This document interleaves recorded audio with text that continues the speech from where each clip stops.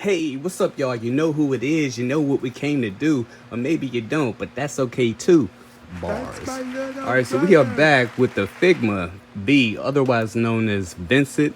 He is like the John Hancock character for, drawing a blank for a second, 2077 video game that just came out. Well, it actually came out a while ago. Haven't played it, but he was like a mercenary. And we're gonna do a little unboxing video. The reason why I'm gonna do an unboxing video today is because I want to get my fresh opinion just right out of the box. And the other reason is because I just came back from getting some treatment done. You know, if you know what I'm talking about, then you know. I don't know how I'm gonna feel tomorrow, so we're gonna go ahead and get started on this right now. Wait, hold up, y'all, stand by for a second. This is kind of personal for me. I just gotta do this right quick. Pop it open, I smell it. Whew. First impression straight out of the box. It's really sloppy down there where the shoestrings are. It doesn't really look like there's a whole bunch of like paint on this guy. Looks like mostly just molded plastic. They still have the fuzzy face printing that they did for the Figma Securo's Drive Twice figure. I reviewed that one already. It's in there somewhere. I can't even zoom in to see what this is. It looks like a little demon face or something like that. And it's got some writing on it. Cool tempo for the back. Samurai on the collar. I like the wrinkles. Looks pretty good. What I don't like is you can see the ball joint in the back of the neck, which looks kind of weird. And the tampon for the fade, I guess it is, man, that looks kind of weird too. They got this bluish type of neon trim for the inside of the collar. I really like that. It's about 6.5 inches, so that's pretty good. He's got some size on him. Looks like his eyes has a little bit of green or gray in it, so that looks pretty cool. I like the scarf for it. Got a little earring right there. Tongue on the shoe has a little flex to it, and he's got some treads for the bottom. Cyberpunk 2077 came out for the PS4 and the PS5. And I haven't played the game mainly because it's like a first-person shooter. Just loosening up these joints right quick. I don't want to go crazy. But yeah, it's a first-person shooter, and I'm not really into first-person shooters too much. That little finish, maybe a flat one. This is like a satin, a little more shading on it too. We're going to jump straight into the articulation. So starting off with the head, it's got a joint at the head, joint at the neck. You get a nice little circular motion right there. That's pretty cool. Got a little bit of tilt at the head. Should also be able to get some rotation at the neck. Collar is a little soft. Kind of hard too.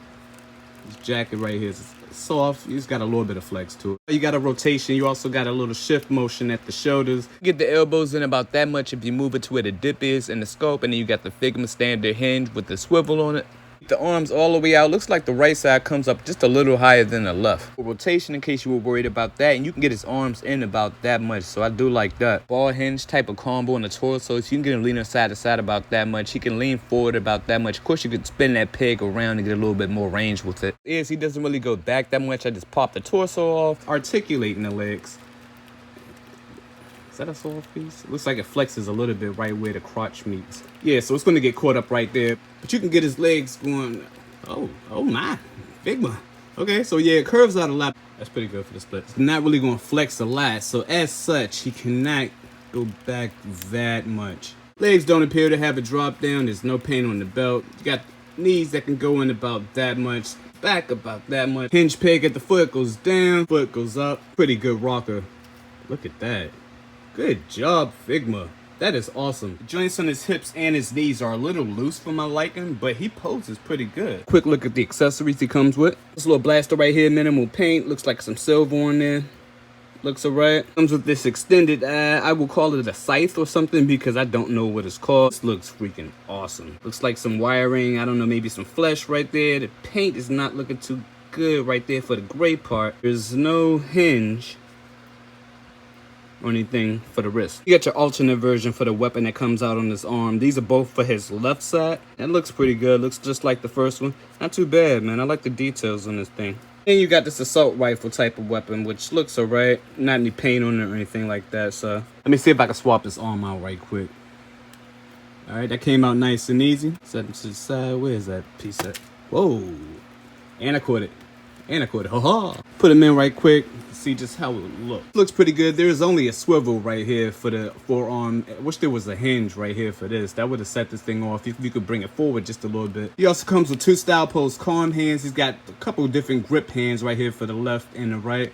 And a couple of them are slanted a little bit as well. You got the thick and stand right there. Kicking it off with the size comparison. So I don't have any other Cyberpunk 2077 figures. So I'm just going to show you some boss looking type characters from various different lines and some futuristic type of characters. So starting off with the left, we have a flat top Cyclops or whatever his name is from Marvel Legends. I can't remember the dude's name. Then we have the Mafex John Wick, and then we also have the Marvel Legends Cable from the Deadpool movie. In a couple more genres, we have the Figma Saber, the Figma Sekiro Shadows Die Twice figure, and we also have the SH Figure Arts Ryu. Or you can take it a step further, mixing up the genres. Say like the guy falls into a different type of world where everything is cartoon, meaning Harley Quinn. Y'all remember that Cool World movie? Y'all don't remember that Cool World movie, but she's from Revo Tech. And then we also have the McFarlane Gene Stealer. I just got this figure last week, and this figure is freaking sick, dude. I did not know this figure was that sick.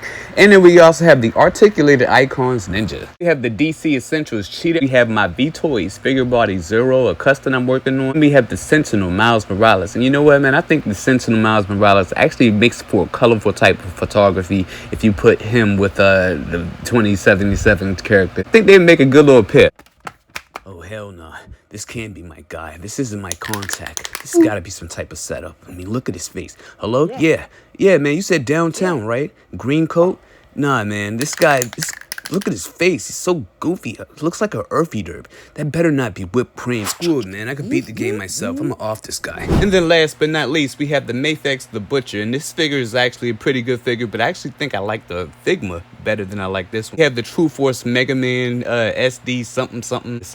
I said it. And then we have the Koto Bukiya Zero model kit. Real quick, y'all, so it's a new day. I didn't get to finish this video yesterday, man. It got too late, but in doing so, I ended up fooling around a little bit more with this character, and I noticed if you pull off the torso, the upper torso part, just kind of wiggle it out. If you take this part off, right back on, it's gonna look kind of whack, but as you guessed it,